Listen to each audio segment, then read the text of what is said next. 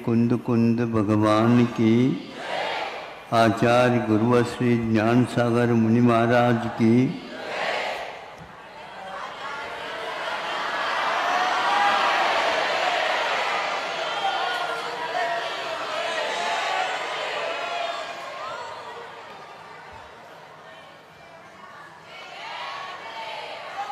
आज ध्वजारोहण के साथ आज का कार्यक्रम प्रारंभ हो गया है।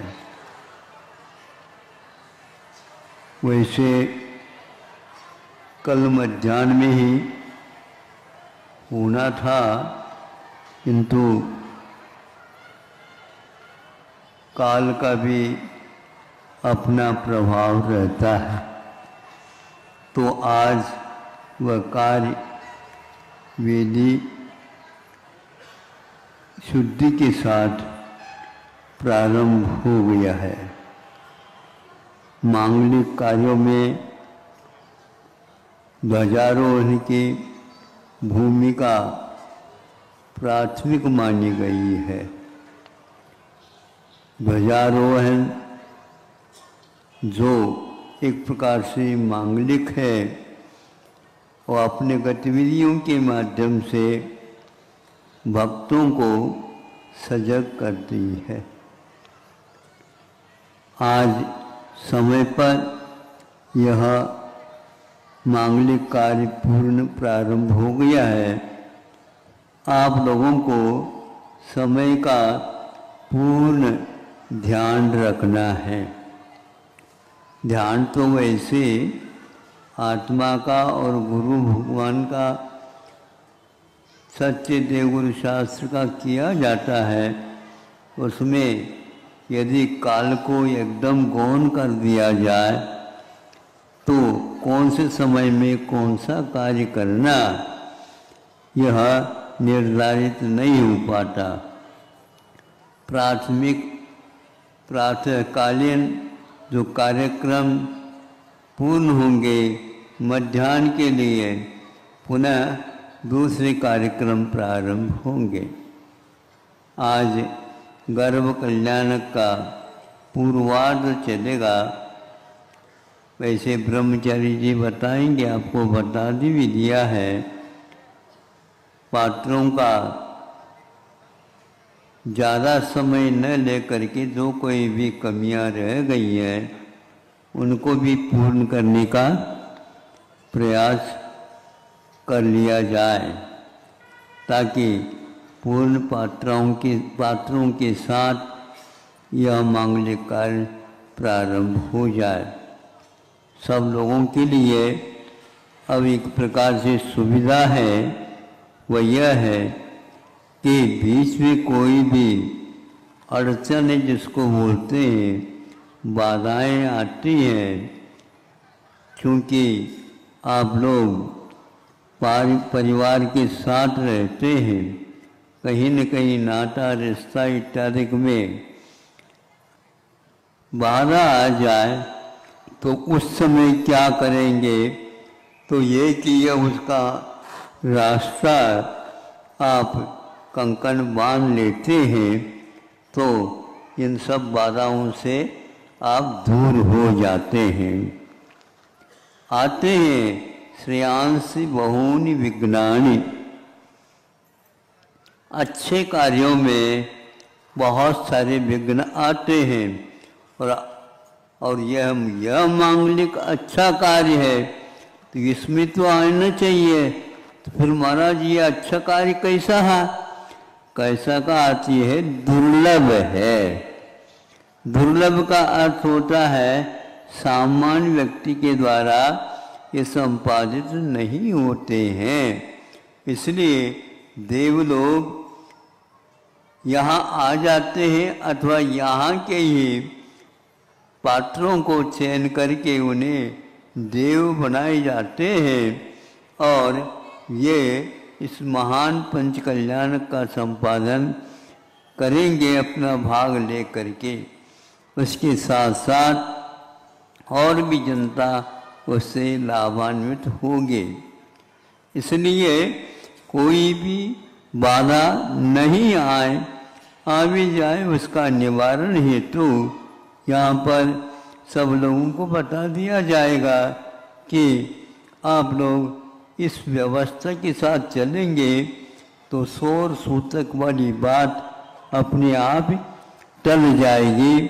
और आप जब तक पंच कल्याणक पूर्ण नहीं होगा, वेदी पर श्री जी के विराजमान नहीं होंगे, तब तक यहाँ पर बंधे रहेंगे। यह बंधन आपको अवश्य लग रहा होगा, किंतु भव में जो बंधन हो आप लोगों ने स्वीकारा है, उसको दूर करने का और कोई उपाय नहीं है। और इस बंधन के माध्यम से आप अपने जीवन को बंधनातीत महसूस करेंगे। प्रभु से प्रार्थना करें, हे प्रभु, आपने इस बंधन को हमेशा के लिए तोड़ दिया है। उसी का अनुकरण करके संसारी जीव भी जो पात्रता के अनुसार अपने जीवन को इस ओर यदि लाते हैं, अवश्य ही उनके जीवन में भी प्रभुत्व को स्वीकार करने की क्षमता आ सकती है। एक कोई छोटा लड़का है तो उसको एकदम मनुष्य नहीं बनाया जाता। किसका जन्म हुआ तो वहाँ या लड़का या लड़की इस प्रकार कह करके आप उसको प्रारंभ करते हैं, किंतु सिद्धांत तो ये कहता है वह मनुष्य जीवन में आया है। तो मनुष्य का जन्म नहीं होता, मनुष्य को बनाया जाता है। हाँ, जैसे छोटे बच्चे को पढ़ा लिखा करके और हृष्ट पुष्ट बना करके अपनी परंपरा से कोई कार्य है, अर्थोपार्जन हेतु धर्म के साथ जीवन बांधा जाता है, वह धीरे धीरे बन जाता है। वह अब लड़का नहीं रहा है, अब वह नादान नहीं रहा है, पढ़ा लिखा हो करके जीवन के रहस्य को समझने की पात्रता प्राप्त कर लेता है। तब कहीं जाकर के आप लोगों को लगता है हाँ, कम से कम हमारे परिवार में सपूत आ गया है, तो ऐसी स्थिति में अच्छे संस्कार उसके ऊपर डालने का प्रयास करना चाहिए। किंतु आप लोग प्राय करके संस्कार का अर्थ समझते नहीं, इसलिए विदेश इत्यादि भेज करके उनको और पात्रता लाने का प्रयास करते हैं। वो ठीक नहीं है, क्योंकि जो जहाँ पर अहिंसा का पालन नहीं करते हैं, वहाँ पर अपने बच्चा जाकर के पात्र कैसा बन सकेगा।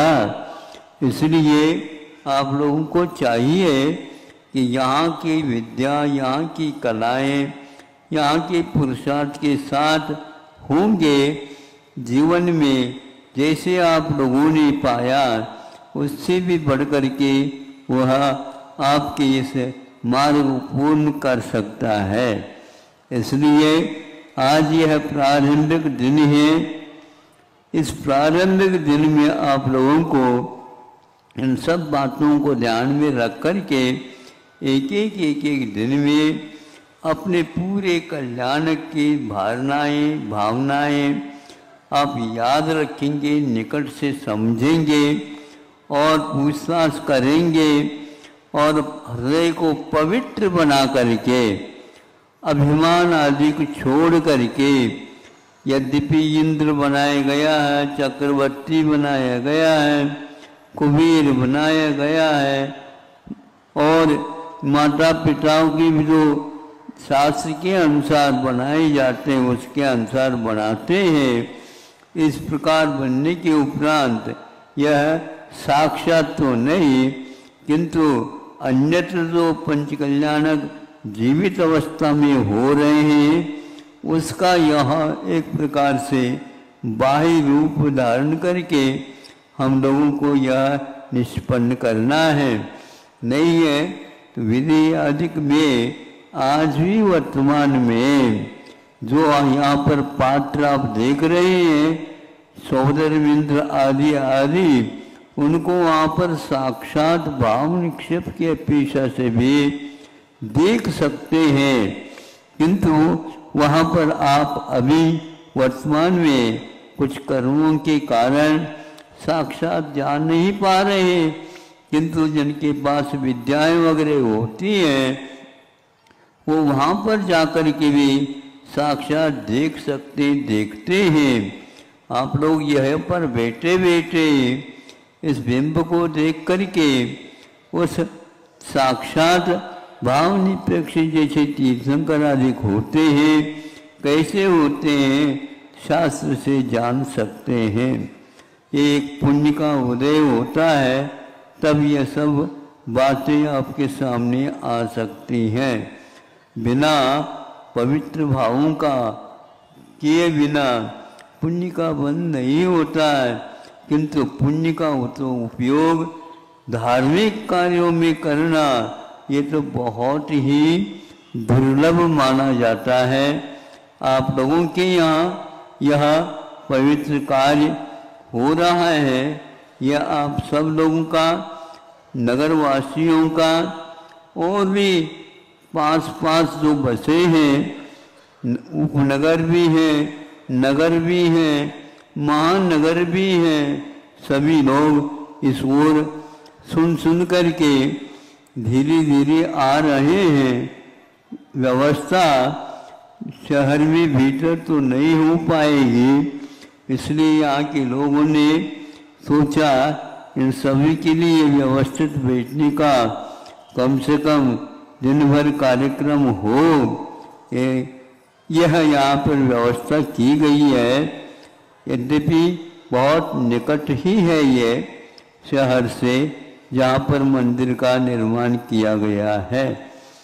उसी के लिए यहाँ पर ये मंत्रों के और विधि विधानों के और क्रियाकलापों के आधार लेकर के प्रतिष्ठाचार्य जो ब्रह्मचारी जी हैं वो आपके लिए निर्देशन तो देंगे, वह उसी के अनुसार आपको चल करके ये कार्यक्रम करना है। यह 5-6 दिन का अनुष्ठान विधान आदि जो होगा, उसके साथ खान पीन रहन सहन आदि का भी आप लोगों का संकेत दिया जाएगा और उसी के अनुसार यहाँ पर कार्यक्रम होंगे।